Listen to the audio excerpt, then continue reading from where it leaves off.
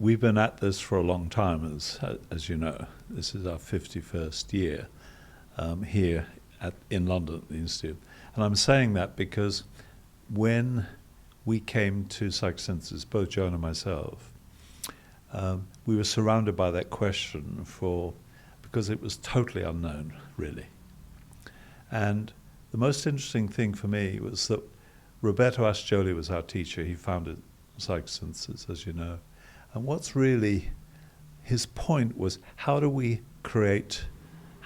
help people find the deepest sense of themselves and meaning in their lives beyond perhaps what their personality has been created to do. And by that I mean, how do these folk find a way to not heavily transform, but to go through a process where they start to connect to themselves most deeply. And that's really what I say to people. That's what we say to people we run open events, which is the psychosynthesis is a context, is a way of looking at the individual and helping that individual to find a much deeper sense of meaning. And that, in our language here in the Institute, is all about the self. I wanted to ask you, in a sense, psychosynthesis being a spiritual psychology, in how it differs, what's the difference between psychosynthesis and other type of psychotherapy and transpersonal, for example? That we use the term a psychospiritual psychology, and we did that in a very, I think, thoughtful way about 30 years ago, because we wanted to distinguish between different types of psychotherapies from the analytic through to the Jungian through to the transpersonal psychologies.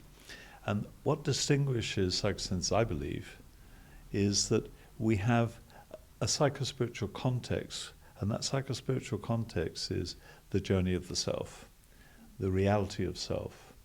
Now, there are very few psychotherapies today that really understand a spiritual dimensional, the spiritual dimension of the self. And the way Ascioli and we talk about the self is that this is the most individual and interconnected depth in ourselves. Let me say that another way, because it's really important. That the self, Ascioli was very clear, that it exists, the self exists. It's not a theory. It's very explicit, isn't it? That's that really important. There is something else that's bigger than you. When I look at you and I look at each of us in this room, each of us is a being. The core of that being, it exists. That's what Ascioli meant by ontological. It's real. Jung never went that far.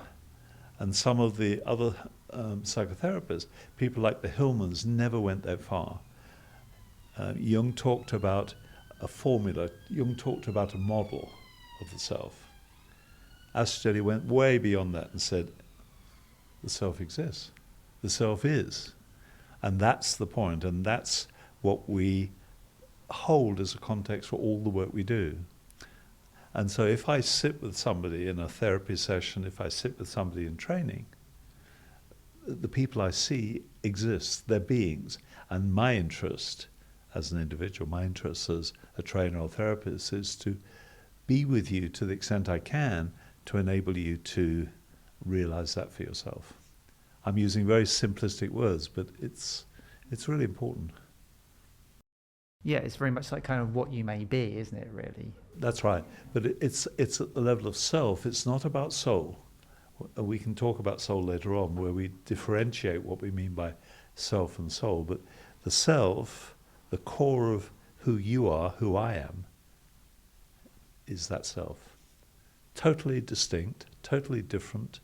But in that being, in that selfness, there is both individuality, quite unique, and also an interconnectedness to everyone. So for me, that is so core, not just in my understanding, but hopefully how we live our lives and how I try to live my life. Does that make any? Yeah, it does. I was thinking when I first started training, for the first year, or maybe until towards the end of the second year, when people ask me what is psychosynthesis, what's the difference, I would struggle to put into words, really. Yeah. But one way I start getting in contact with that and making sense was like tapping into my authenticity. Yes. You know, like absolutely. when I get distance, when I get too much in the head, or I'm, Exactly. you know, trying to impress, or there is part that is not me, is the See, part. I think what you're saying, Lara, is so core. It is authenticity, but it's more than just your authenticity. It's what you connect to. It's the more than. And by the more than, that sounds very vague, but it's your connectedness to everything. You're sort of pulling in an energy in a way. Yes, and acknowledging that and living, attempting to the best we can, because that's a tough journey, to live that authenticity, but knowing you're more than just the individual, because you connect. And that for me is, we talk about self being both individual and spirit, and trying to experience or allowing that is so central to how we teach psychosynthesis here. Now, different institutes and centres have their take on that in different ways, but we're very clear, and have been ever since we started working with people here and training in the early 70s, that is core. That's what we took from our training with Ascioli. But I think what you're touching on, and how do we talk about psychosynthesis, is very key. And how do we talk to folk about psychosynthesis, ordinary women and men that lived lives to the best they can? I think that piece is really important. And we don't do that well enough yet. I think we're on our way. You know, there's a phrase I've used recently, which is one of the things that we try to do at the Institute is to enable people to start to see with the heart, both personally and professionally. Now that's a very courageous thing both to say, but to do that is, as you know, is tough, because it means a journey, and it means a journey of learning to open our hearts. I don't mean not do anything and just be open, but to live that way is tough. But I think we do that, actually. It's like having the bifocal vision as well. It's just seeing beyond. It's not just being super open heart, but not, exactly. You know, you... Exactly. It's both the aspiration or the vision or the being, but also the noise of our personalities. And how do we bridge that, and how do we bridge that properly, right?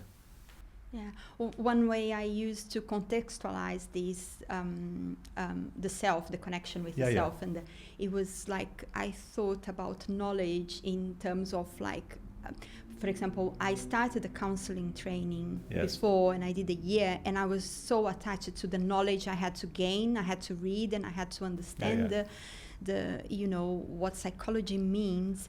And then when I came to the Institute, I realized, like, yes, the books are, the literature is important, but there is the vertical knowledge, because that was the horizontal.